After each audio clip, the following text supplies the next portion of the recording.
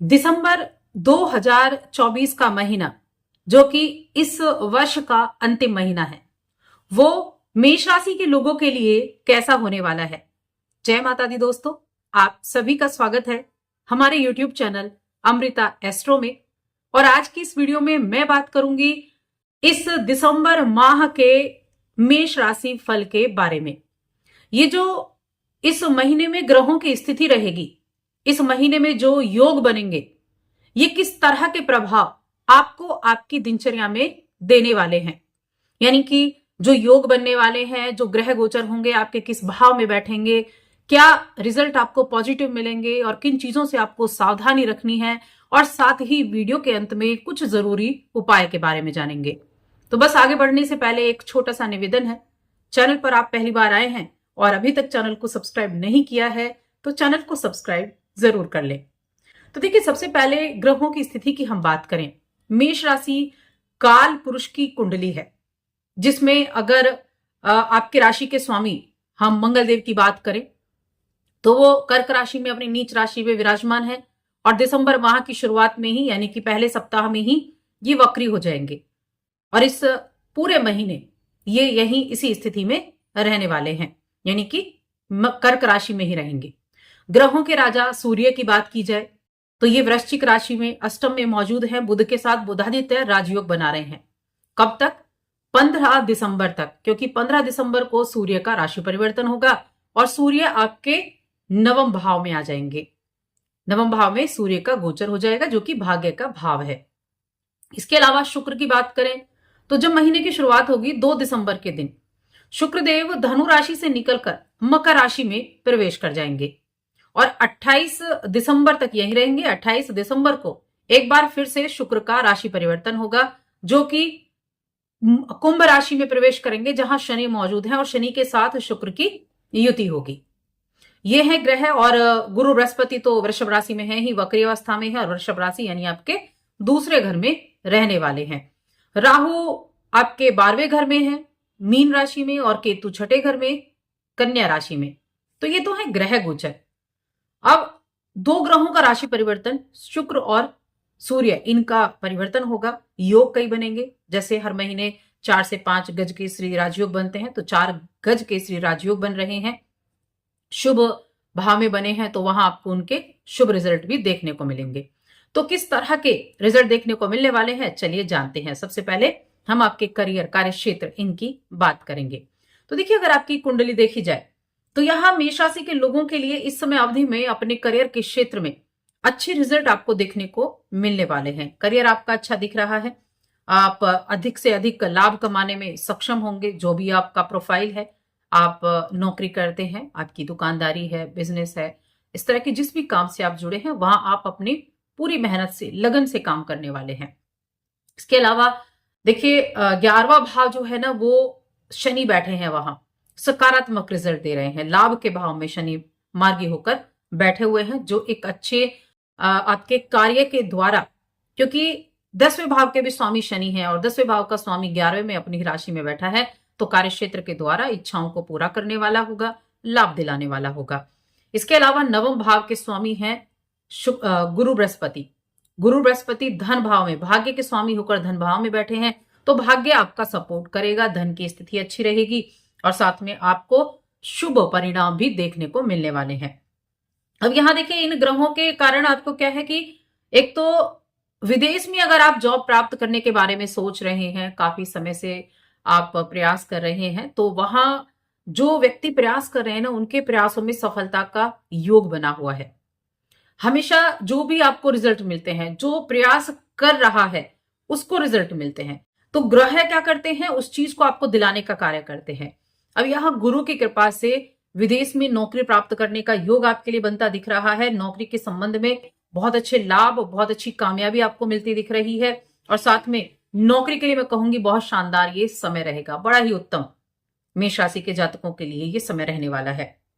Career के संबंध में आपको यात्राएं भी काफी करनी पड़ेंगी, क्योंकि भाग्य का स्वामी है और भाग्य का स्वामी दूसरे घर में बैठा है, साथ में दृष्टि भी उसकी आ रही है, तो यहाँ यात्राएं काफी करनी पड़ेंगी कामकाज के सिलसिले में, जो अच्छी भी रहेंगी।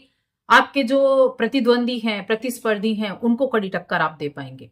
हर काम में प्रतिद्वंदी होते हैं, किसी का कोई भी बिजनेस है, आपको कॉम्पिटिटर हर जगह मिलेगा। तो आप अपने कॉम्पिटिटर को एक अच्छी उनको एक कंपटीशन अपना बढ़ता हुआ देखेंगे तो उनके सामने आप अच्छे हो सकते हैं, अपने कंपटीशन में आगे निकल सकते हैं, आप अच्छा मुनाफा कमा सकते हैं और नई रणनीतियां भी आप इस समय अवधि में देखेंगे।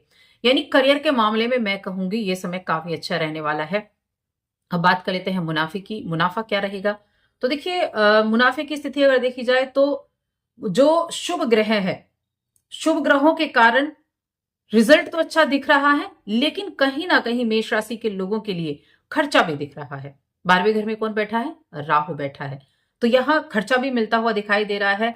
जो पैसा आप कमाएंगे ध्यान रखें कि उसको बचत करने की तरफ चलें, क्योंकि बचत की स्थिति कम दिख रही है कि पैसा आया और खर्च हो गया। तो बचत की तरफ ध्यान देना है, क्योंकि बचत करते हुए कम दिख रहे हैं। और जब आप ध्यान देंगे, आप कार्य करने की कोशिश करेंगे तो निश्चित रूप से कार्य होगा, यानी बचत आप कर पाएंगे।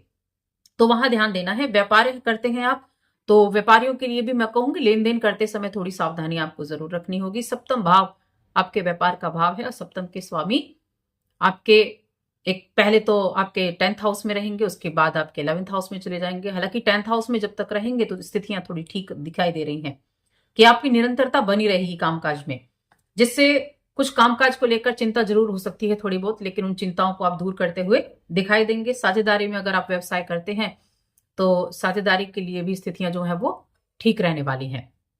अब बात करते हैं हम आपके प्रेम जीवन, वैवाहिक जीवन, पारिवारिक जीवन की। तो प्रेम जीवन आपका पंचम भाव, पंचम भाव के स्वामी कौन है? सूर्यदेव हैं। और कहाँ विराजमान है? अष्टम में बैठे हुए हैं। तो प्रेम के लिए तो मैं कहूंगी थोड़ा सावधानी रखनी है। प्रेम जीवन के लिए अच्छा नहीं दिख रहा है, क्योंकि प्रेम भाव का स्वामी अष्टम में गया है 15 दिसंबर तक। उसके बाद वो आपके भाग्य भाव में जाएंगे, तब थोड़ा स्थितियां ठीक रहेंगी। और यहाँ प्रेम जीवन में आप उतनी अनुकूलता नहीं रख पाएंगे। छोटी मोटी बातों को लेकर विवाद हो जाना, बातें एक दूसरे को बुरी लग जाना, ऐसी स्थिति रह सकती है। वैवाहिक जीवन की अगर बात करें तो विवाह भाव के स्वामी शुक्रदेव होते हैं, जो कि 10th में और 11th में रहेंगे। पहले 10th में रहेंगे, यानी कि करियर के भाव में।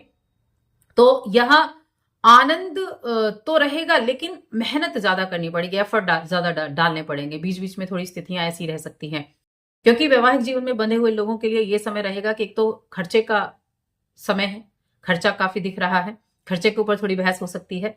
और जो इस राशि के जातक विवाह करना चाहते हैं उनके लिए, प्रेम विवाह के लिए तो ये महीना बिल्कुल भी मैं कहूंगी ठीक नहीं कहा जा सकता है।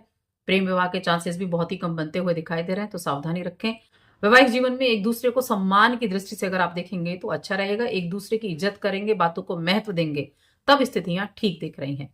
पारिवारिक जीवन की बात करें तो देखिए द्वितीय भाव है, द्वितीय भाव में गुरु बृहस्पति बैठे हुए हैं, चौथे भाव में मंगल नीच के होकर बैठे हैं। तो पारिवारिक स्थितियां थोड़ी सी परेशानी दे सकती हैं। परिवार में वाद विवाद की स्थिति बन सकती है। तो जब भी ऐसी स्थिति हो कुटुंब के बीच में, तो थोड़ा सा अपने आप पर ध्यान रखते हुए चीजों को ठीक करने की कोशिश करें। परिवार में किसी संपत्ति को लेकर विवाद की स्थिति बन सकती है, कोई भ्रम देखने को मिल सकता है, तो थोड़ा सा ध्यान रखना है। क्योंकि देखिए राहु की जो स्थिति है ना, वो क्या करेगी, थोड़ा भ्रम पैदा कर देगी। तो घर के माहौल को ठीक करने का प्रयास करें, क्योंकि जब घर का माहौल बिगड़ता है तो चीजें एक के बाद एक बिगड़ती चली जाती हैं। तो माहौल ठीक रहेगा तो अच्छी स्थितियां रहेंगी, आप चीजों को ठीक कर पाएंगे। बाकी गुरु बृहस्पति दूसरे में बैठकर 5वें 7वें और 9वें पर दृष्टि डालेंगे, तो कोशिश करने पर कामयाबी मिल सकती है। तो कोशिश जरूर करें परिवार को एक साथ एकजुट रखने की और शांति फैलाने की। अब हेल्थ की बात करें तो छठा भाव जहां केतु विराजमान है, वहां हेल्थ प्रॉब्लम देखने को मिल सकती है, क्योंकि मंगल भी चौथे घर में और 12वें घर में राहु बैठे हुए हैं। तो यहाँ क्या रहेगा, थोड़ा सा गले संबंधी भी प्रॉब्लम बनती हुई दिखाई दे रही है, तो थोड़ा सा आपको ध्यान रखने की आवश्यकता होगी। शिक्षा की बात कर लेते हैं। शिक्षा के स्वामी कौन है? सूर्यदेव हैं, जो अष्टम में विराजमान है। तो शुरुआत में आपको जो स्टूडेंट है उनको मेहनत ज्यादा करनी पड़ेगी, लेकिन 15 दिसंबर के बाद स्थितियां ठीक हो जाएंगी। जिस चीजों में आप मेहनत कर रहे थे उसमें अच्छे रिजल्ट आपको देखने को मिलेंगे, क्योंकि जब नवम भाव में सूर्य जाएंगे तो अध्यात्म से भी जुड़ेंगे और रुचि भी आपकी बढ़ेगी, साथ में यात्राएं भी रहेंगी, लंबी दूरी की यात्राएं भी इस समय रहने वाली हैं। सूर्य की गति के चलते संतान की उन्नति भी आपको देखने को मिलेगी जब सूर्य 15 दिसंबर को नवम भाव में जाएंगे। तब संतान के लिए भी बहुत अच्छा समय रहेगा और शिक्षा के लिए भी बहुत अच्छा समय रहेगा। चलिए अब उपाय की बात कर लेते हैं। मेष राशि के लोगों को क्या उपाय करने चाहिए। तो उपाय के तौर पर एक तो हनुमान चालीसा का पाठ करें। हनुमान चालीसा का पाठ बेहद शुभ है। और हो सके तो प्रतिदिन ओम शिव मंत्र का जाप करें या फिर ओम नमः शिवाय मंत्र का जप करेंगे तो भी आपके लिए बहुत अच्छा रहेगा। तो बस आज की इस वीडियो में इतना ही। वीडियो कैसी लगी कमेंट करके बताएं। चैनल पर पहली बार आए तो सब्सक्राइब करके जाएं। जय माता दी।